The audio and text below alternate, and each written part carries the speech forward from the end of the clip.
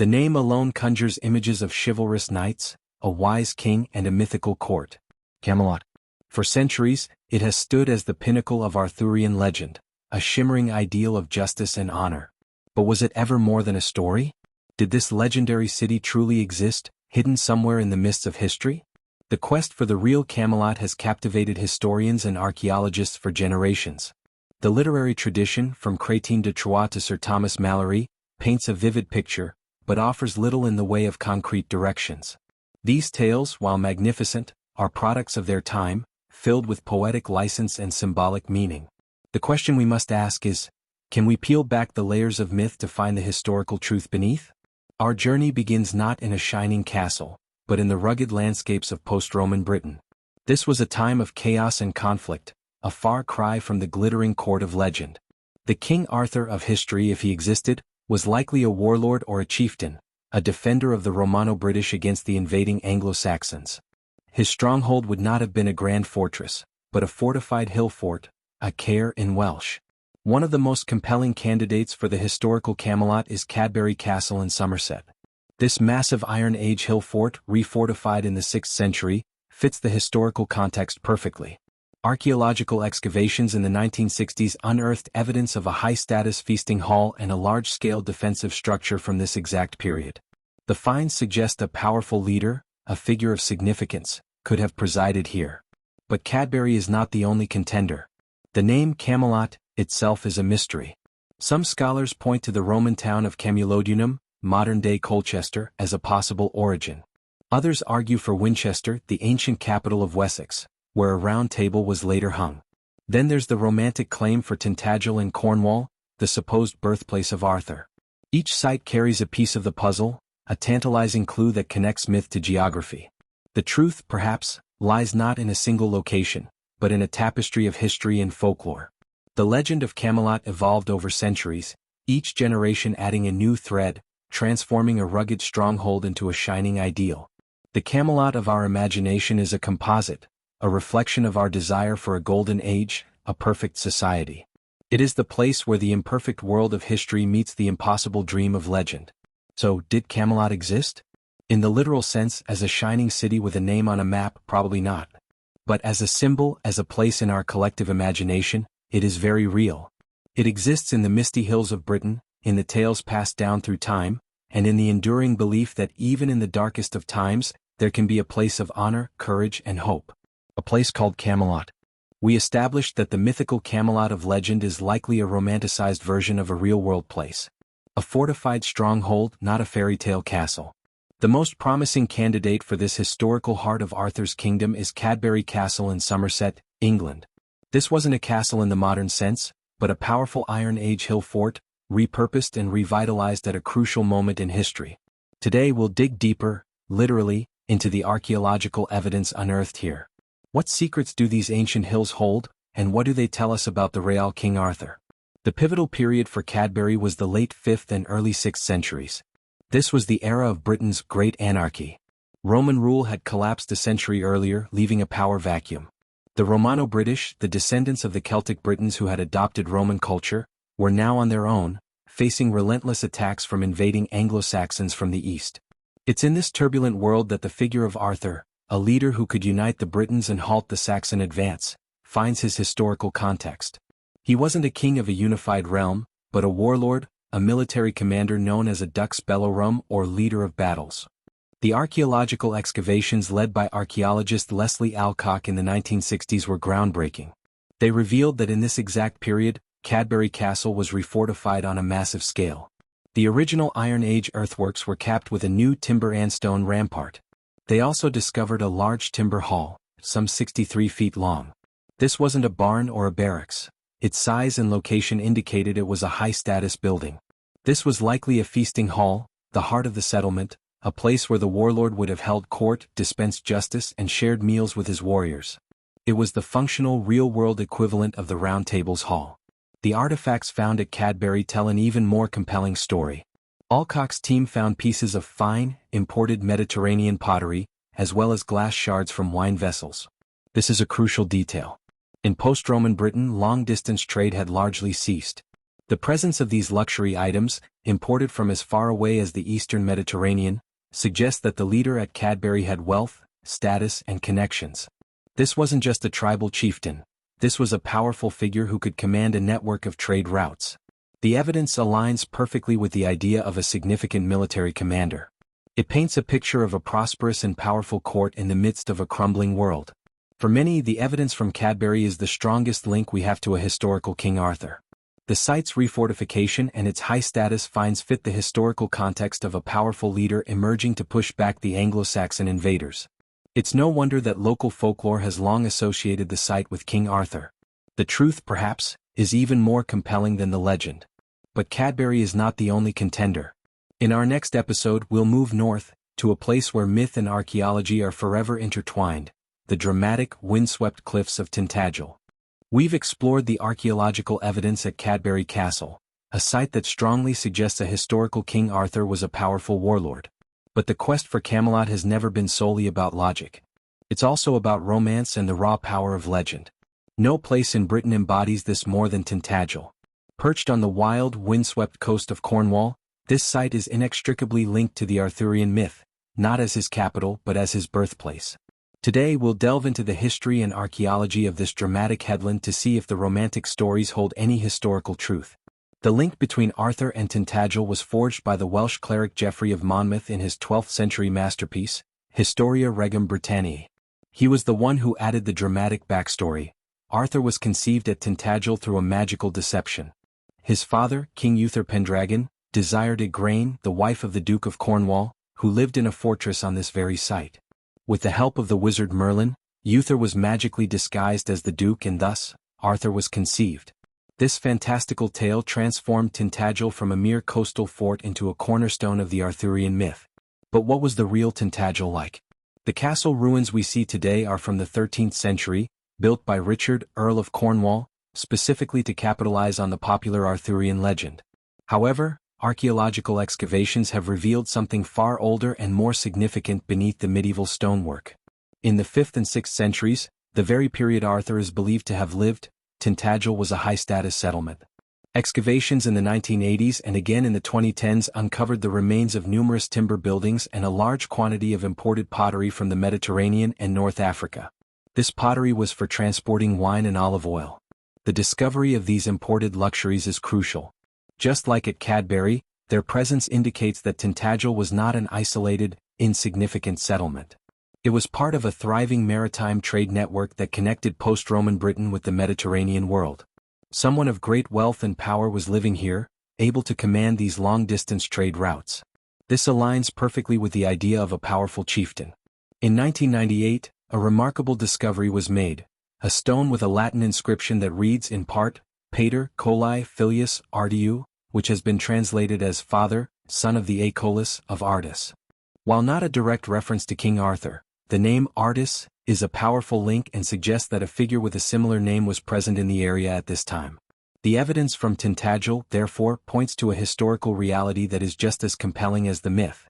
It was the seat of the Cornish kings, a place of significant power and wealth in the 5th and 6th centuries. This was the world of the Dark Ages, a time of smaller regional kingdoms. While the tale of magical conception is pure legend, the idea that a powerful leader lived in a fortress here is supported by the facts. Tintagel wasn't Camelot, but it was a crucial part of the geopolitical landscape of Arthur's time.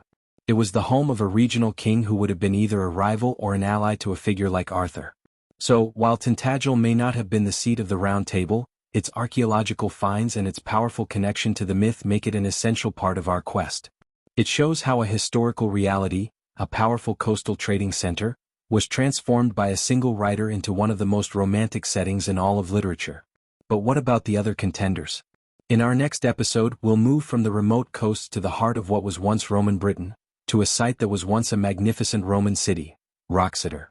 We've explored two of the most popular contenders for a historical Camelot, Cadbury, a refortified hill fort of a powerful warlord, and Tintagel, a coastal trading hub of a regional king.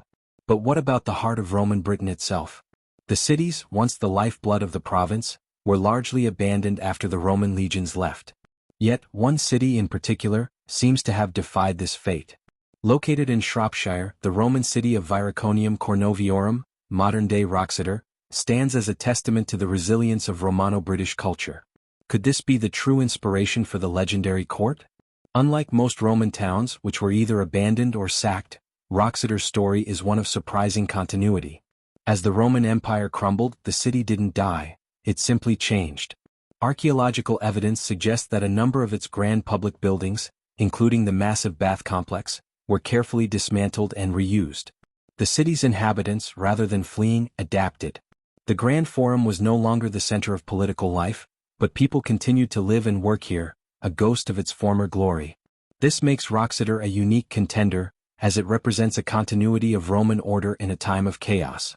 The key to Wroxeter's claim lies in the archaeological layers. Excavations have revealed a fascinating transition from the Roman era to the post-Roman period. While the grand stone buildings fell into disuse, a new settlement grew within the city walls. What the archaeologists found was a remarkable series of timber halls built directly over the Roman foundations. These were not shanty towns. They were large, high-status halls similar to the ones found at Cadbury. One in particular was a huge 72-foot-long timber building that would have served as the home and feasting hall for a powerful chieftain and his retinue. This shows that the city, though no longer an administrative center, became the fortified home of a regional warlord. The finds from Wroxeter tell a tale of a Romano-British community adapting to a new world. The Roman artifacts are mixed with items from the new era, including early Anglo-Saxon pottery. This suggests that the people living here were interacting and perhaps fighting with the encroaching Germanic tribes. This aligns with the historical narrative of Arthur as a military leader defending his people from invasion. The leader who established his court in this repurposed city would have been a direct heir to the Roman tradition, someone who sought to preserve the old order in a new, dangerous world. The image of a powerful court in a crumbling Roman city fits the idea of a last stand. While Wroxeter may not have the romantic name of Camelot, its story is arguably the most historically accurate. It shows us a world where a powerful leader could emerge from the ruins of a collapsed empire, taking over a major city and making it his own. The idea of a last stand against the encroaching darkness, a leader holding on to the values and structure of the Roman world, is at the heart of the Arthurian myth. Wroxeter was a city in a state of transition, caught between two worlds, and its fate may have been a microcosm of the entire British struggle against the Saxons. The ghost of a Roman city, a powerful chieftain, and the struggle to preserve a way of life. Wroxeter provides a tangible link to a world that was both Roman and British, and perhaps the very world that gave birth to the legend of King Arthur. But our quest is not over. Next, we will journey to a very different kind of site, one where the myth and the real are intertwined in a far more profound way, the legendary Isle of Avalon. Our journey has taken us through the fortresses of warlords and the ruins of Roman cities, all in search of a historical Camelot. But the quest for Camelot has never been solely about logic. It's also about romance and the raw power of legend. No place in Britain embodies this more than Tintagel. Perched on the wild, windswept coast of Cornwall, this site is inextricably linked to the Arthurian myth, not as his capital but as his birthplace. Today we'll delve into the history and archaeology of this dramatic headland to see if the romantic stories hold any historical truth. The link between Arthur and Tintagel was forged by the Welsh cleric Geoffrey of Monmouth in his 12th century masterpiece, Historia Regum Britanniae. He was the one who added the dramatic backstory. Arthur was conceived at Tintagel through a magical deception. His father, King Uther Pendragon, desired Igraine, the wife of the Duke of Cornwall, who lived in a fortress on this very site. With the help of the wizard Merlin, Uther was magically disguised as the Duke and thus, Arthur was conceived. This fantastical tale transformed Tintagel from a mere coastal fort into a cornerstone of the Arthurian myth. But what was the real Tintagel like? The castle ruins we see today are from the 13th century, built by Richard, Earl of Cornwall, specifically to capitalize on the popular Arthurian legend. However, archaeological excavations have revealed something far older and more significant beneath the medieval stonework. In the 5th and 6th centuries, the very period Arthur is believed to have lived, Tintagel was a high-status settlement. Excavations in the 1980s and again in the 2010s uncovered the remains of numerous timber buildings and a large quantity of imported pottery from the Mediterranean and North Africa. This pottery was for transporting wine and olive oil. The discovery of these imported luxuries is crucial. Just like at Cadbury, their presence indicates that Tintagel was not an isolated, insignificant settlement. It was part of a thriving maritime trade network that connected post-Roman Britain with the Mediterranean world. Someone of great wealth and power was living here, able to command these long-distance trade routes. This aligns perfectly with the idea of a powerful chieftain. In 1998, a remarkable discovery was made, a stone with a Latin inscription that reads in part, Pater Coli Filius Ardiu, which has been translated as Father, Son of the Acolis of Ardis. While not a direct reference to King Arthur, the name Ardis is a powerful link and suggests that a figure with a similar name was present in the area at this time. The evidence from Tintagel, therefore, points to a historical reality that is just as compelling as the myth. It was the seat of the Cornish kings, a place of significant power and wealth in the 5th and 6th centuries. This was the world of the Dark Ages, a time of smaller regional kingdoms. While the tale of magical conception is pure legend, the idea that a powerful leader lived in a fortress here is supported by the facts. Tintagel wasn't Camelot, but it was a crucial part of the geopolitical landscape of Arthur's time. It was the home of a regional king who would have been either a rival or an ally to a figure like Arthur. So, while Tintagel may not have been the seat of the Round Table, its archaeological finds and its powerful connection to the myth make it an essential part of our quest. It shows how a historical reality, a powerful coastal trading center, was transformed by a single writer into one of the most romantic settings in all of literature. But what about the other contenders? In our next episode, we'll move from the remote coasts to the heart of what was once Roman Britain, to a site that was once a magnificent Roman city, Wroxeter. We have scoured the landscapes of Britain for Camelot, visiting the hills of Cadbury, the cliffs of Tintagel, and the holy ground of Glastonbury. But to truly understand the legend of King Arthur, we must first understand the world he lived in. This was not a world of a single unified kingdom, but a fractured, tumultuous period often called the Dark Ages. It was a time of small, warring kingdoms, of powerful warlords, and of cultural clashes that would shape the future of Britain for a millennium. Today we'll step back in time to explore the true political landscape of the 5th and 6th centuries. The Roman Empire had provided Britain with over 350 years of relative peace and stability. But in 410 AD, the last Roman legions withdrew to defend the heart of the empire, leaving Britain undefended. What followed was not an immediate collapse, but a gradual disintegration. The Romano-British, the descendants of the Celtic Britons who had adopted Roman culture, were left on their own. They continued to use Latin and Roman customs, but without Roman military support, they were vulnerable. At the same time, new peoples were arriving on their shores, the Angles, the Saxons, and the Jutes. The arrival of the Anglo-Saxons was not a single lightning-fast invasion. It was a centuries-long process of migration and conflict. The Anglo-Saxons came as mercenaries, settlers, and raiders. As their numbers grew, they carved out their own kingdoms in what would become England. This created a new kind of Britain, a patchwork of Anglo-Saxon kingdoms in the east and south and Romano-British kingdoms in the west and north, in what we now know as Wales, Cornwall, and parts of the north. This was the world of King Arthur. He wasn't the king of all Britain, but the leader of the Romano-British resistance. His goal was not to defeat the Saxons completely, but to halt their advance and preserve a way of life that was rapidly disappearing. The archaeological record confirms this picture of a divided and changing world. In Anglo-Saxon graves, we find distinct styles of pottery, brooches, and weaponry that are very different from the Romano-British finds. The two cultures coexisted, but they were in constant tension. The finds at sites like Cadbury and Wroxeter, high-status halls and imported luxuries, are evidence of a powerful Romano-British elite who were still holding on to their wealth and influence, even as their world was crumbling around them. They were the ones who would have been looking for a hero, a war leader who could unite their fragmented forces. This is where the historical Arthur fits in. The very existence of a leader like Arthur is not hard to believe. In a time of such profound chaos, it's natural that a great military commander would rise to prominence. He wouldn't have worn shining plate armor or commanded a large, standing army.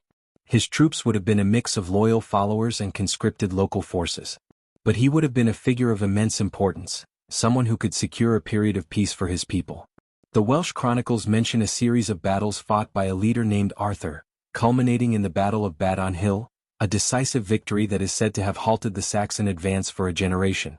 This victory, more than any other single event, would have cemented his place in history and laid the groundwork for his legend. We are not just searching for a city but for a man in his world.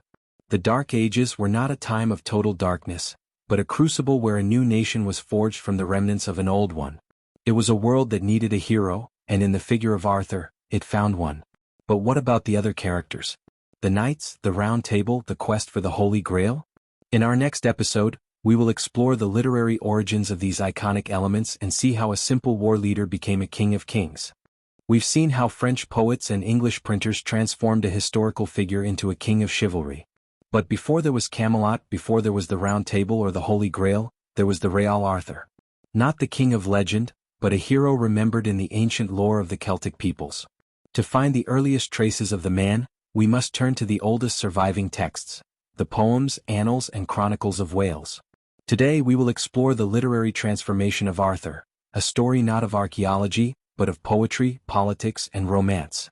For centuries after the historical Arthur, his story was largely confined to the Celtic world of Wales and Cornwall, where he was remembered in poems and scattered chronicles as a great military hero. His legend began to change in the 12th century with Geoffrey of Monmouth. Geoffrey's Historia Regum Britanniae was a sensation. He transformed Arthur from a warlord into a powerful king of all Britain, gave him a court, a father, Uther Pendragon, a wizard, Merlin, and a dramatic destiny. Geoffrey's work, however, was still a chronicle, a semi-historical account. The true transformation came next. The French were captivated by Geoffrey's story. French poets, most notably Chrétien de Troyes, took the legend and infused it with the ideals of their own time, courtly love and chivalry. This is where the Arthurian world we know truly came to life. Chrétien invented the character of Lancelot, created the love affair between Lancelot and Guinevere, and added elements of magical quests and tournaments. He also gave Arthur a permanent, idealized court, and a name for it, Camelot.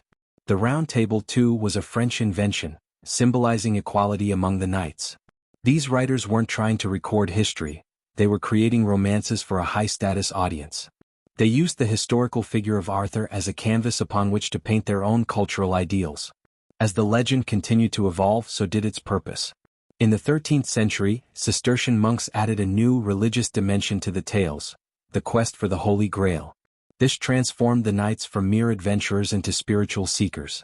The legend of the Grail, a sacred relic with immense power, added a deep, moral dimension to the stories. This was no longer just a tale of adventure. It was a Christian allegory about the search for perfection and grace. The knight's code of chivalry was now not just about military honor, but about spiritual purity. The legend of Arthur became a powerful tool for teaching religious and moral lessons. The final piece of the puzzle came in the 15th century with Sir Thomas Malory. Malory, writing from a jail cell, collected all the disparate French and English romances and wove them into a single cohesive narrative, Le Mort d'Arthur, the death of Arthur. This book became the definitive version of the legend in the English-speaking world. It introduced Arthur to a mass audience through the new technology of the printing press and cemented the characters and stories that we know today. Malory's version is a story of a glorious rise and a tragic fall, of a golden age that ultimately crumbles from within. It is a cautionary tale about human frailty and the impermanence of even the most noble of ideals. The legend of Camelot, as we know it, is a beautiful fiction built upon a forgotten history. It is a testament to the enduring power of a good story. But what if we could go back even further? To the source of it all? In our next episode, we will explore the Celtic origins of the myth, seeking the earliest whispers of Arthur in the ancient poems and folklore of Wales.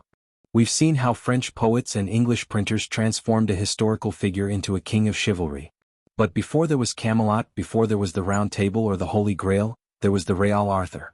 Not the king of legend, but a hero remembered in the ancient lore of the Celtic peoples. To find the earliest traces of the man, we must turn to the oldest surviving texts, the poems, annals, and chronicles of Wales. Today we will explore the Celtic origins of the myth, seeking the earliest and most authentic whispers of a powerful warrior. The first mention of Arthur appears not in a grand romance, but in two terse, dry historical chronicles.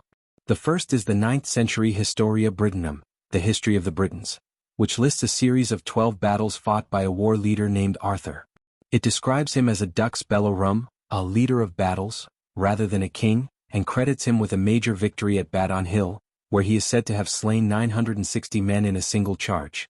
This document is the closest thing we have to a primary historical source for Arthur's existence. A second chronicle, the Annals Cambriae, the Welsh Annals, compiled in the 10th century, also mentions two key events, the Battle of Badon and the Battle of Camlan, where Arthur and another figure, Medrawd, Mordred, fell. These are not glorious tales, they are simple historical records. The legend's true poetic roots lie in Welsh folklore. The earliest poetic reference to Arthur is in a 7th century poem, Y Gododdin. It celebrates a warrior who, in battle, slew them all, though he was no Arthur. This comparison is a crucial detail. It suggests that by the 7th century, Arthur's reputation as a great warrior was already so well established that he could be used as a standard against which other warriors were measured. He was a folk hero, a figure of legendary strength and skill, remembered and celebrated in the oral tradition long before anyone ever wrote about a shining city. The Welsh tales show us a different Arthur from the one we know. In the Mabinogion, a collection of medieval Welsh prose tales, Arthur is a powerful, almost mythological figure who leads a band of superhuman warriors. He battles giants, hunts magical beasts, and possesses a magical sword and a shield with images of the Virgin Mary on it. Here he is not just a king, but a figure of almost divine power, a hero from a pagan past who has been woven into a Christian-influenced world. These stories are a vital bridge between the historical warrior and the king of romance.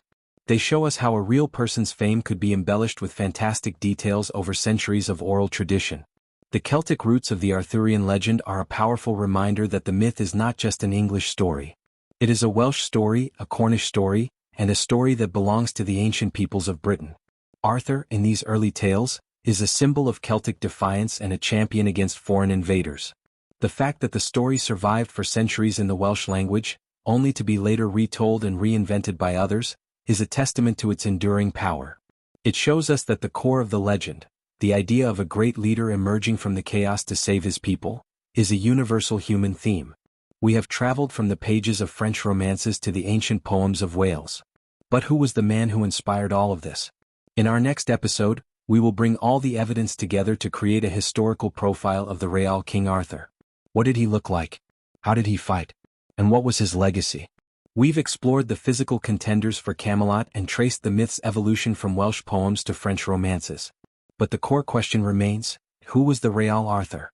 Today we will bring all the evidence together, archaeological, textual, and historical, to build a historical profile of the man behind the legend. We'll separate the fact from the fiction, and reveal a warrior more compelling than any knight in shining armor. The Arthur of history was not a king, but a warlord or a military commander, what the chronicles called a dux bellorum. His primary role was to lead the Romano-British resistance against the Anglo-Saxon incursions. He would have been a high-status individual, likely from a wealthy family, who rose to prominence through military success. His authority would have been based not on a royal crown, but on his ability to command and lead in battle. His forces would not have been a standing army of knights, but a mix of professional cavalry and local militia. The historical record, though sparse, gives us a glimpse into his military tactics. The Historia Brittonum attributes 12 major battles to him, culminating in the decisive victory at Badon Hill. This suggests that Arthur was not a static leader but a highly mobile one, traveling across Britain to fight where he was most needed. He may have employed a mobile cavalry force, a tactic that would have given him a significant advantage over the slower-moving Anglo-Saxon infantry. He would have been a brilliant tactician, able to unite disparate forces and lead them to victory. The very fact that he commanded respect across different Romano-British kingdoms is a testament to his leadership. The historical Arthur's world was a blend of Roman and British culture. He would have been a native Briton, but his military and social structures would have been heavily influenced by the Roman traditions of command. His court, if it existed at all, would not have been a gilded palace but a fortified hill fort like Cadbury or a repurposed Roman town like Wroxeter. The round table would have been a long rectangular feasting table, but its purpose would have been the same, a place to gather his most loyal warriors and plan for the next battle. The imported pottery found at these sites suggests a leader with immense wealth, capable of commanding a life that was a stark contrast to the surrounding chaos. The historical Arthur's legacy is a story of a hero who gave his people a golden age, however brief. The victory at Badon Hill is said to have brought 40 years of peace, a time when the Romano-British could hold their ground. But the very success of this era sowed the seeds of its destruction. The peace meant that the smaller, squabbling kingdoms eventually fell back into internal conflict, and without a powerful unifying figure, the resistance eventually crumbled. The Battle of Camelot, whether it was a real battle or a final, tragic conflict between the British leaders, marked the end of an era. The Anglo-Saxons pushed further west, and the Romano-British language and culture began to fade. The memory of their last great hero, however, did not. He was not a king with a crown of gold, but a warrior with a will of iron. The Real Arthur was a man who stood against the tide of history and for a time turned it back. But the legacy of a man is often less important than the stories that are told about him. In our next episode, we will explore why the legend of Camelot continues to resonate today. What is it about this story that still captivates us, thousands of years later? We have come to the end of our quest. We have journeyed through the muddy hills of Britain, the pages of ancient manuscripts and the minds of poets. We found a historical warrior, a series of potential strongholds, and a mythology that grew over 1,000 years. But the final and most important question remains: why? Why, of all the stories from the so-called Dark Ages, does the legend of King Arthur and Camelot still resonate so powerfully today? Why does it continue to inspire countless books, films, and works of art? The enduring power of Camelot lies in its ability to be a vessel for our ideals. The legend is not about a specific time and place. It's about what we wish our world could be. The Knights of the Round Table represent the ultimate human striving for honor, justice, and righteousness. They are not just warriors, they are moral agents. In a world full of injustice and moral ambiguity, the image of a leader who surrounds himself with the best and brightest, who governs with fairness and integrity, is a powerful and aspirational one. Camelot is a dream of a just society, a place where a noble code can triumph over chaos and self-interest. The legend also speaks to our timeless need for a hero. The historical Arthur was a man who brought order to a world of chaos. The legendary Arthur is a hero who represents the hope that a single individual can make a difference. His story is a powerful reminder that even in the darkest of times, with courage and a clear moral compass, it is possible to create a golden age. The idea that a king is not just a ruler, but a symbol of his people's best qualities, is an ideal that still holds immense sway in our collective imagination.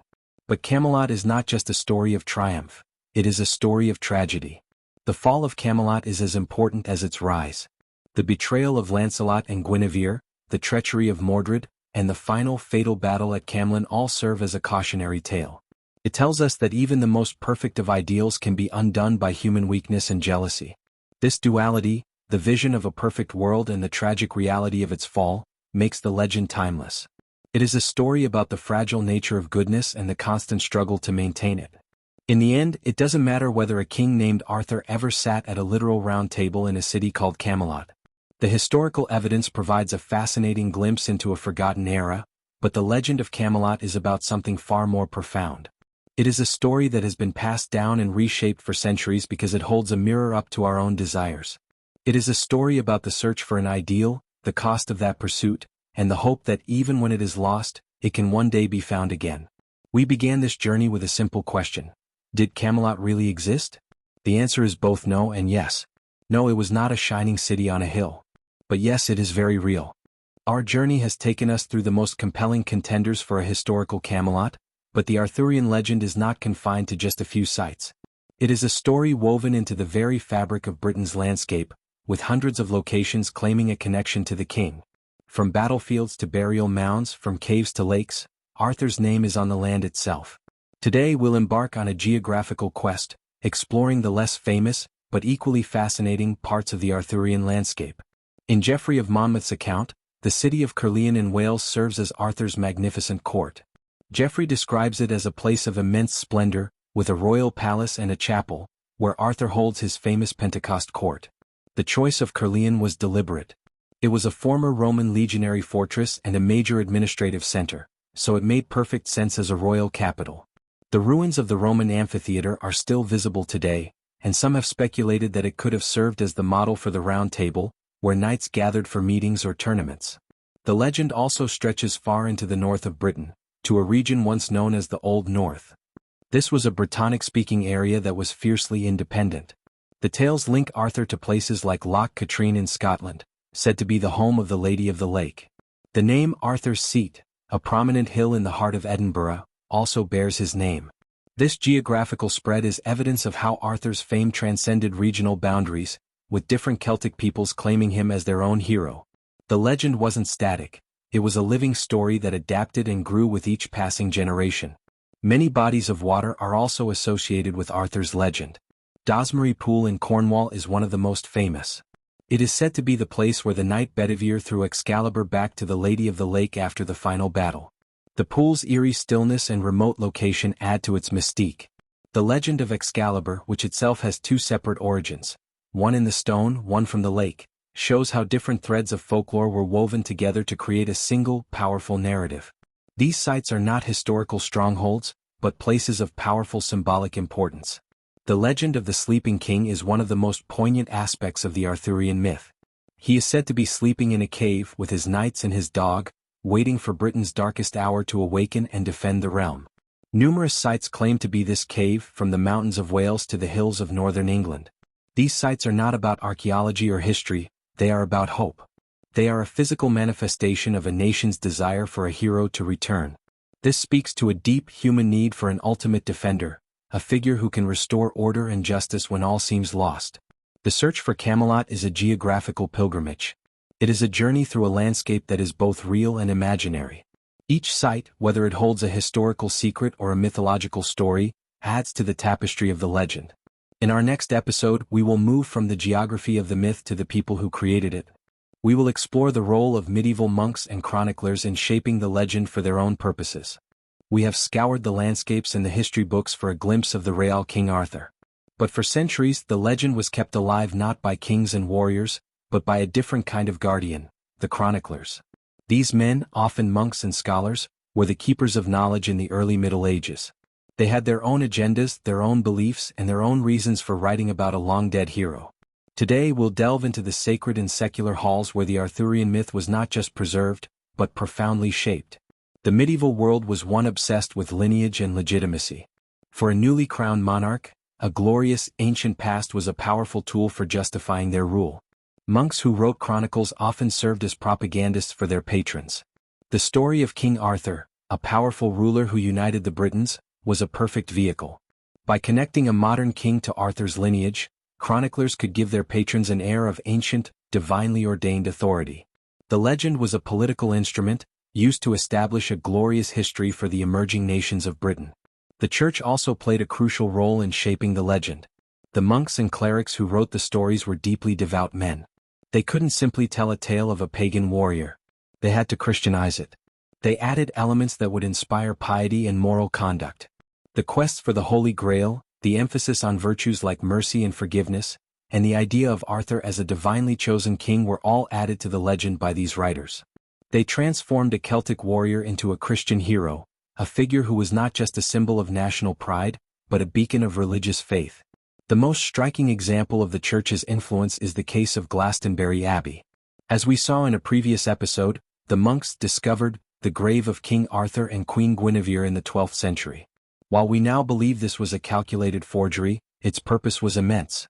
The abbey, which had suffered a devastating fire, needed money to rebuild. By claiming to hold the grave of Britain's most famous hero, they could attract pilgrims and donations from across Europe. The inscription on the lead cross, which identified the grave as that of the famous King Arthur, was a powerful piece of propaganda. This event cemented the link between the legend and the church, and it shows how the myth was used to serve a very practical financial purpose. These chroniclers, from Geoffrey of Monmouth to Sir Thomas Malory, were not just copying old tales. They were actively editing, adding, and reinventing the story to fit their own purposes. They gave Arthur a magnificent court, Caerleon, added his iconic wizard, Merlin, and introduced the greatest symbol of his reign, the Round Table. By doing so, they not only preserved the legend but also transformed it from a local folk tale into an international sensation. The very fabric of the story, from its glorious rise to its tragic fall, was shaped by these scribes who worked in the quiet halls of monasteries and noble courts. The chroniclers and monks gave Arthur a new life, a new purpose, and a new meaning. They transformed him from a war leader of a lost cause into a hero for the ages. But what about the other characters? The women of the legend, Guinevere, Morgan Le Fay, and the Lady of the Lake, are some of the most powerful and enigmatic figures in all of literature. In our next episode, we will explore their stories and see how they are a reflection of the changing roles of women in medieval society. The legend of King Arthur is often told as a story of men, of knights, battles, and kings. But at the heart of the myth are some of the most powerful and complex female figures in all of literature. From the tragic Queen Guinevere to the mystical Lady of the Lake and the enigmatic Morgan Le Fay, the women of the legend are not mere bystanders. They are queens, sorceresses, and saints who drive the plot and shape the destiny of Camelot. Today we'll explore their stories and see how they reflect the changing roles and perceptions of women in the Middle Ages. Queen Guinevere is the most famous woman in the Arthurian legend, but she is also one of the most tragic. Her story is a paradox. She is a symbol of a perfect queen, the beautiful and virtuous wife of a glorious king. But her secret love affair with Arthur's greatest knight, Lancelot, is what ultimately brings about the fall of Camelot. She is a reflection of the medieval struggle between duty and desire. Her betrayal, whether born of love or lust, is a pivotal turning point, showing that even in a perfect world, human flaws can lead to ruin. Then there is the complex figure of Morgan Le Fay. In the earliest Welsh tales, she is a powerful enchantress and a healer, a figure from a pagan past who is benevolent and helpful to Arthur. But as the legend was Christianized and adapted by French writers, she was transformed into a villain. She became Arthur's half-sister and his fiercest enemy, a symbol of magic and paganism that the Christian Church saw as a threat. Her character arc, from healer to sorceress to a symbol of evil, is a reflection of the medieval world's struggle with its own pagan roots and its growing fear of powerful, independent women. The Lady of the Lake is another key female figure, one who acts as a powerful agent of destiny. She is the one who gives Arthur his most famous sword, Excalibur, and takes it back after his final battle. She is a figure from a pagan, mystical world, a powerful being who provides Arthur with the tools he needs to succeed. She represents a different kind of power, one that is spiritual and connected to the natural world. She is a wise guide and a powerful force, showing that the world of the legend is not just about human kings, but also about the ancient forces of magic and nature. The women of Camelot, from Guinevere to Morgan Le Fay, are not just side characters. They are the driving forces of the narrative. They represent the human struggles of love and betrayal, the spiritual struggle between paganism and Christianity, and the timeless conflict between good and evil. They are a reflection of a medieval world that was at once patriarchal and deeply fascinated by the power of women. Their stories, filled with love, tragedy and magic, are a vital part of what makes the legend so enduring and so compelling. We have delved into the hearts and minds of the women who shaped Camelot. In our next episode, we will explore the mystical creatures that populate the Arthurian world. From giants and dragons to dwarves and magical beasts, we'll see how these fantastical elements were a reflection of the medieval worldview and their fears of the unknown. We have peeled back the layers of history, geography, and human intrigue that make up the Arthurian myth. But the world of Camelot is not just populated by knights and queens. It is also home to a fantastic array of magical creatures. From fiery dragons to treacherous giants and wise, mystical beasts, these creatures are a vital part of the legend. Today we'll explore the magical menagerie of the Arthurian world and see how these creatures were a reflection of the medieval worldview and their deep-seated beliefs in the unseen. The dragon is perhaps the most iconic creature in the Arthurian legend, a symbol of both power and chaos. The most famous dragon story comes from Geoffrey of Monmouth, who tells the tale of the red and white dragons fighting beneath Dinas Emrys in Wales. The red dragon, representing the Britons, fights the white dragon, representing the Saxons. This battle is a powerful prophecy of the coming struggle and is used to explain the Welsh national symbol, the red dragon. In the medieval mind, dragons were not just mythical beasts. They were powerful symbols of chaos and destruction, and their defeat by a hero was a symbol of a cosmic victory of order over chaos. The Arthurian world is also full of giants. In the earliest tales, Arthur's battles are not just against human enemies, but against monstrous giants who terrorize the land. The giant of St. Michael's Mount in Cornwall, who is defeated by Arthur, is one of the most famous. In the medieval mind, giants represented the untamed wilderness, the primeval forces of nature that had to be conquered to establish civilization. The defeat of a giant by a single knight was a powerful allegory for the triumph of human courage and order over the wild and unknown. The forests and lakes of the Arthurian world are teeming with other creatures of myth. There are unicorns, symbols of purity and grace, and the strange questing beast, a creature with the head of a serpent, the body of a leopard, the haunches of a lion, and the feet of a hart. The quest for the beast is a central part of the story, symbolizing the endless and often frustrating pursuit of a fleeting goal. These creatures are not just for decoration. They are a reflection of a worldview that saw the natural world as a place of both wonder and danger. Every beast, no matter how bizarre, had a meaning, a moral lesson, or a spiritual purpose. The magic of the Arthurian world is deeply intertwined with these creatures. The wise wizard Merlin is a master of this realm, a figure who can speak to animals and command the forces of nature. The presence of these creatures, both benevolent and malevolent, shows us that the medieval mind was not as rational as our own. They believed in a world where the boundary between the natural and the supernatural was thin, a world where anything was possible. These creatures are a window into a time when the world was still full of mystery, when every forest had a secret, and every lake held a magical being. The fantastic creatures of the Arthurian legend are a testament to the power of imagination and the enduring human need to believe in a world of wonder. They are a vital part of what makes the story so captivating, a reminder that the world of Camelot is a place where history and magic live side by side. But what about the technology of this world? In our next episode, we will explore the weapons, armor, and siege engines that powered Arthur's military campaigns.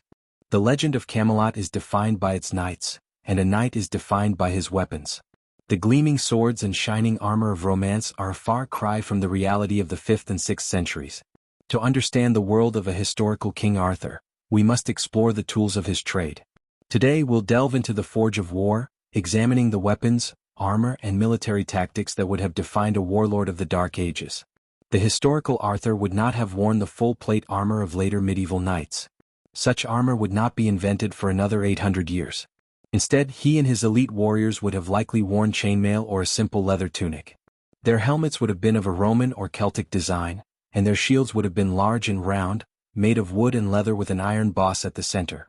The primary weapons of this era were not swords, but spears and javelins, which were cheaper to make and more effective for a mass of infantry. While the spear was the weapon of choice for the common soldier, the sword was the weapon of the elite. The historical Arthur would have likely carried a Roman-style spada, a long double-edged sword designed for cutting. His enemies, the Anglo-Saxons, carried their own shorter, single-edged swords called sixes. The fact that the swords were often given names in the legends, Excalibur, Caliban, reflects their high value and status. A sword was not just a weapon, it was a symbol of a warrior's rank and honor. The real battles of the 5th and 6th centuries were a far cry from the chivalrous duels of the romances. The Anglo-Saxons fought in a fearsome formation known as the shield wall, a dense mass of infantry with locked shields. The Romano-British, on the other hand, likely relied on their Roman military heritage, which emphasized discipline and the use of cavalry.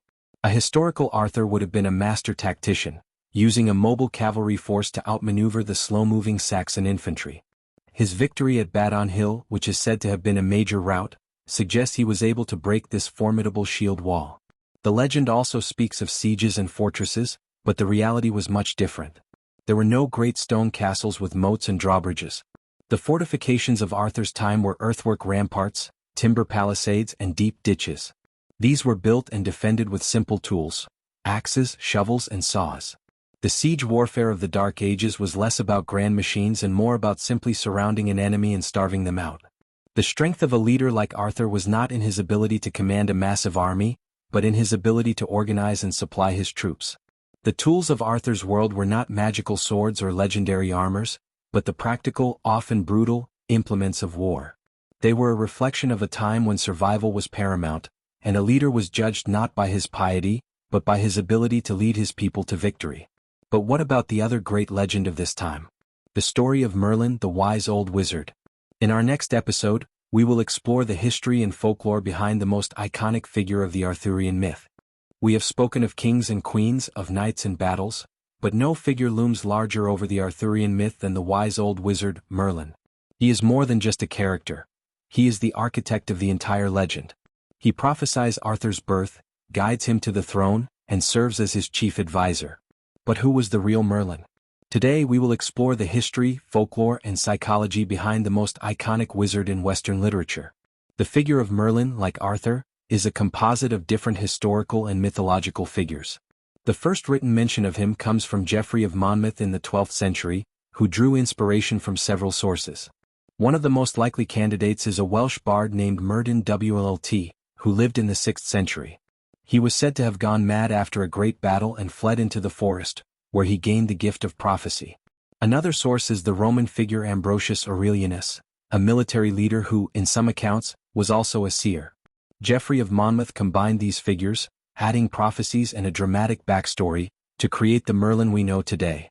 The legend of Merlin is one of immense power, but also of great tragedy. He is a master of magic, a seer who can see the future, but he is also a figure who is ultimately bound by fate. He is the one who foresees the fall of Camelot, but he is powerless to stop it. He represents the medieval fascination with fate and free will. He is not a god, but a man who has been given an immense power that he cannot fully control. His story is a powerful reminder that even the wisest of men cannot outrun destiny. The character of Merlin also embodies the role of the mentor. He is a wise old man who guides a young hero on his journey. He is a teacher, a protector, and a moral compass. He is the one who helps Arthur pull the sword from the stone, a symbol of his destiny. He is the one who advises Arthur on his military campaigns and his political decisions. In a world full of chaos and uncertainty, Merlin represents wisdom and foresight, a figure who can see the bigger picture and guide humanity toward a better future. The legend of Merlin ends not with a heroic death, but with a tragic fall. He is said to have fallen in love with the Lady of the Lake, who, in some versions of the story, traps him in a magical prison for eternity. This ending is a powerful allegory. It is a story about the danger of a man with too much power, a warning that even the most powerful of beings can be undone by a simple human emotion. It is a final, poetic touch to a legend that has always been about the struggle between a human world and a magical one. The figure of Merlin is a testament to the power of the human imagination. He is a historical figure, a mythical being, and a timeless archetype. He is a reminder that the world of Camelot is a place where history and magic are inextricably linked. But what about the final battle? In our next episode, we will explore the Battle of Camelot and the death of Arthur, the tragic end of a golden age. The legend of King Arthur is a story of a golden age, but it is a story that ends in tragedy. The glorious reign of Camelot, built on honor and chivalry, ultimately crumbles from within, leading to a final devastating battle that destroys the kingdom and leaves a hero mortally wounded. Today we will explore the Battle of Camelot, the legendary final battle that brings the Arthurian age to a tragic close. We'll search for the historical origins of this event and see why its enduring legacy is one of betrayal and loss. The Battle of Camelot is the climax of the Arthurian myth, the final conflict that seals the fate of the kingdom. While the specific details vary, the core story remains the same: a civil war. In most versions, Arthur's son or nephew, Mordred, a figure born of incest and treachery, usurps the throne while Arthur is away. The king returns to Britain to reclaim his crown, and the two forces meet in a final, bloody confrontation. This is not a battle against an outside enemy, but a struggle against a cancer that has grown within the heart of Camelot itself. The historical record for the Battle of Camelot is as sparse as it is for Arthur's other battles. The Annals Cambrii, a Welsh chronicle, simply states, "The Battle of Camelot in which Arthur and Mordred fell." It offers no details, no location, and no outcome other than the death of both men. The lack of information has led to endless speculation. Some scholars believe that Camelot was a real battle, a final, brutal conflict between the Romano-British leaders themselves. The legend of Mordred's betrayal could be a romanticized version of a simple civil war, a common occurrence in a period of such political instability. The location of Camelot is as mysterious as the battle itself. Numerous sites across Britain have been proposed as the battlefield. One of the most compelling is Camelford in Cornwall, which has a river named Camel nearby. Another is Camboglanna, a Roman fort on Hadrian's Wall. The most likely scenario, however, is that the name is a linguistic reference, not a geographical one, and that the battle could have taken place anywhere. The lack of a specific site only adds to the myth's power. It makes the final battle a universal symbol of tragedy, a story that could have happened anywhere and at any time. The end of the battle is also shrouded in mystery. In some versions, Arthur dies on the battlefield. In others, he is mortally wounded and taken away on a mysterious boat to the Isle of Avalon to be healed. This ending is perhaps the most poetic and powerful part of the entire legend. It allows for the idea that the hero is not dead, but merely resting, waiting to return when his people need him most. The legend of the once and future king gives the story an eternal quality, a sense of hope that a hero can one day return to restore a broken world. The Battle of Camelot is more than just a military defeat, it is the tragic end of a dream. It is a powerful reminder that even the most glorious of kingdoms can be undone by human betrayal. But out of this tragedy, a new kind of hope is born. The idea that a hero can one day return to his people is a powerful one. In our next episode, we will explore the symbols of Camelot, the Round Table, the Holy Grail, and Excalibur, and see how they have shaped our understanding of the myth. The legend of King Arthur is more than just a story of a man, it is a story of powerful symbols. These objects, the Round Table, the Holy Grail, and Excalibur, are not just props in a narrative, they are vessels for the most important ideals of the Arthurian myth. They represent justice, faith, and destiny. Today we'll explore the meaning behind these iconic symbols and see how they have shaped our understanding of the legend and its enduring message. The Round Table is perhaps the most famous symbol of Camelot. It was a French invention created by the poet Wroxeter in the 12th century, and it was a revolutionary idea. In a world defined by a strict social hierarchy, where a king's place was at the head of a long table, the Round Table was a symbol of equality. It meant that all the knights who sat at it, from the highest ranking to the lowest, were equal in rank. It was a physical representation of Arthur's noble code, a place where a king's power was not based on a single throne, but on the unity and loyalty of his followers. The Holy Grail is the ultimate symbol of spiritual purity and divine grace. It was a later addition to the legend, introduced by Cistercian monks, who transformed the knight's quest from a military adventure into a spiritual pilgrimage. The Grail, which was said to have held the blood of Christ, was a relic of immense power. The quest for it was a test of a knight's piety, purity, and moral worth. It showed that true greatness was not just about military prowess, but about spiritual perfection. The Grail is a powerful symbol of the human search for something greater than ourselves, a journey for a higher purpose. Excalibur is the symbol of Arthur's destiny and his divine right to rule. The sword has two distinct origins in the legend. One is the sword in the stone, which proves Arthur's legitimacy as the rightful king. The other is the sword given to him by the Lady of the Lake, which represents his power and his connection to the magical world. The sword itself is a powerful symbol of justice, a weapon that can only be wielded by a truly worthy person. It is not just a tool for killing, but a physical embodiment of a king's authority and a reminder that true power comes not from force, but from destiny and virtue. The power of the Arthurian legend lies in its ability to combine these three symbols into a single, cohesive narrative. The Round Table gives the legend a sense of social justice. The Holy Grail gives it a spiritual purpose. And Excalibur gives it a sense of divine destiny. Together, they create a timeless story about a perfect kingdom that is a reflection of our own hopes and dreams. They are a reminder that the world of Camelot is a place where honor, faith, and destiny all come together to create a single beautiful story. We have explored the symbols of power that define Camelot. In our next episode, we will delve into the modern legacy of the myth. We will explore how King Arthur has been reimagined and retold in books, films, and television, and why his legend continues to captivate us in the 21st century. We have come to the end of our journey, but the story of King Arthur and Camelot is far from over. Today, the legend is more alive than ever, reimagined and retold for a new generation. From Hollywood blockbusters to best-selling novels and video games, Arthur has become a timeless archetype, a hero for our own time. Today we'll explore the modern legacy of the myth and see why the story of Camelot continues to captivate us in the 21st century. The modern rediscovery of Arthur began in the Victorian era, when poets like Alfred Tennyson gave the legend a new life in his epic poem, Idylls of the King. He used the myth as a moral allegory, exploring themes of virtue, love, and betrayal. In the 20th century, authors like T.H. White reinvented Arthur as a young boy, a king in the making, exploring themes of leadership, education, and the human desire for a better world. His book, The Once and Future King, became the basis for the musical Camelot, cementing the romantic, tragic vision of the legend in popular culture. Hollywood has always been fascinated by King Arthur. The films have reimagined him in countless ways, from the mystical and allegorical in John Boorman's Excalibur to the grounded and historical in Antoine Fuqua's King Arthur. The legend's flexibility is its greatest strength. It can be a fantasy epic, a historical drama, or a swashbuckling adventure. Each generation retells the story to reflect its own fears and desires. In an age of cynicism and political turmoil, the story of a just king who unites his people is more relevant than ever. The legacy of Camelot is not just in film and literature.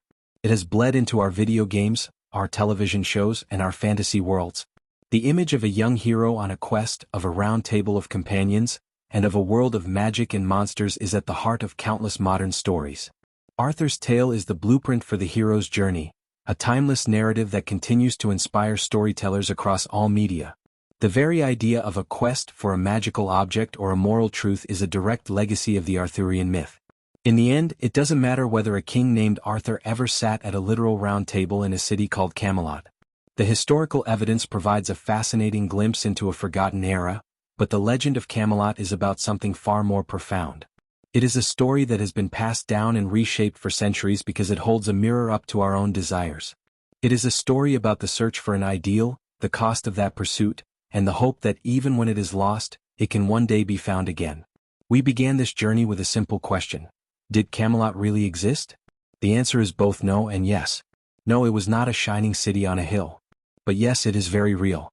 Our epic journey has come to an end. We have explored the historical evidence, the geographical contenders, the literary origins, and the modern legacy of the Arthurian myth. We've seen how a humble warlord became a shining king, how a few scattered ruins became a legendary city, and how a simple story became a timeless ideal. But the final word on Camelot is not about history but about humanity. The legend of Camelot endures because it speaks to our deepest human needs. It is a story about the search for an ideal, the belief that in a world of chaos and injustice, there can be a place of honor, courage, and hope. It is a story about the human desire for a just leader, for a community where everyone is equal, and for a golden age that can one day be found again. Camelot is a dream, a collective wish for a better world. We began this journey by asking a simple question. Did Camelot really exist? The answer, as we have discovered, is both yes and no. No, it was not a single, historical city with a name on a map. The shining city of legend is a romantic invention, a beautiful tapestry woven from the threads of history and folklore. But yes, it exists. It exists in the real, tangible sites that we have explored, places that were once home to powerful leaders and brave warriors. It exists in the ancient stories that have been passed down for centuries, and in the hearts of every person who has ever been captivated by the myth. The legend of Camelot is a testament to the power of the human imagination. It shows us how a simple story can be reinvented and reimagined for every new generation, a timeless narrative that continues to evolve.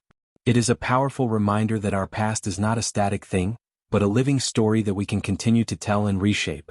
The figure of King Arthur, the once and future king, is a symbol of hope, a promise that a golden age can one day return to our world. So, as we end our journey, we can say that Camelot is not a lost city to be found. It is a part of who we are. It is the dream that we can be better, that we can be more honorable, more just, and more courageous. It is a reminder that the greatest stories are not the ones that are perfectly true, but the ones that speak to the deepest truths of the human heart. The legend lives on. The king is sleeping. And the dream of Camelot is forever.